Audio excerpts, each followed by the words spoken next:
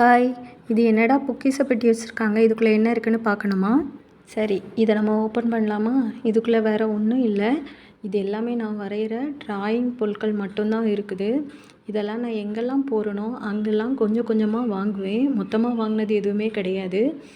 கடைக்கு போனாலே அங்கே கொஞ்சம் ஒரு பொருள் ட்ராயிங் பண்ணுறதுக்கு இருந்துச்சுன்னா அதை பார்த்து அது பிடிச்சிருந்ததுன்னா அதை வாங்குவேன். இந்த பென்சில் கொஞ்சம் வித்தியாசமாக இருந்துச்சுன்னா அதை ட்ரை பண்ணி பார்க்கலாமான்னு வாங்குவேன். அந்த கிளிட்டர் கொஞ்சம் நல்லா இருந்துச்சு அப்படின்னா அதையும் நம்ம வச்சு படம் வரையலாமேன்னு நான் வாங்கிக்குவேன்.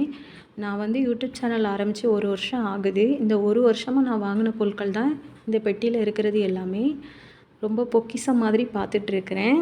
நம்மளுக்கு எதில் அதிக ஆர்வம் இருக்குது அப்படிங்கிறத நம்ம இதை பார்த்தாலே தெரிஞ்சுக்கலாம்.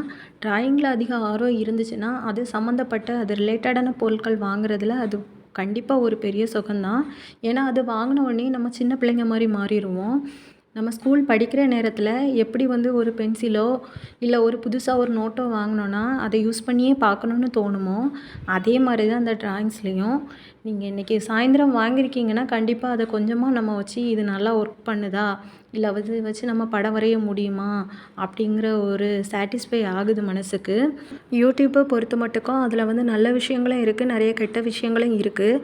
ஆனால் நம்ம கற்றுக்கிற மாதிரி விஷயங்களை எடுத்து பண்ணோம் அப்படின்னா நம்மளுக்கு டைம் பாஸ் ஆகுது, புதுசாக ஒன்று கற்றுக்கிட்ட மாதிரி இருக்குது, நம்மளோட குழந்தைங்களுக்கு நம்ம சொல்லி கொடுக்குற மாதிரியும் இருக்குது.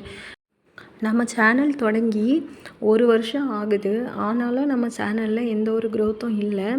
ஆனாலும் சில நல்ல உள்ளங்கள் இந்த படம் நல்லா இருக்குது, இது நல்லா இருக்குது, நீங்கள் இதை இப்படி பண்ணுங்கள் அப்படின்னு கொஞ்சம் பேர் நம்மளுக்கு மோட்டிவேட் பண்ணுற மாதிரி மெசேஜ் சென்ட் பண்ணுறதுனால நம்மளுக்கு இன்னும் கொஞ்சம் இதை நல்லா வரையலாம், இதை நல்லா பண்ணியிருக்கோம், இன்னும் நம்ம இதை விட அவங்களுக்கு நல்ல ரிசல்ட் கொடுக்குற மாதிரி படம் வரையணும், அந்த மாதிரி தான் நம்மளுக்கு ஒரு சாட்டிஸ்ஃபை ஆகுது.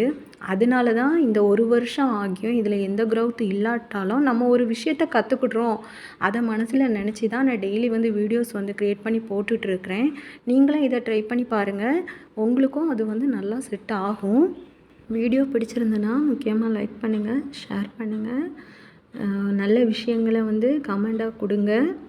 முக்கியமாக நம்ம சேனலை சப்ஸ்கிரைப் பண்ண மறந்துடாதுங்க. பாய்.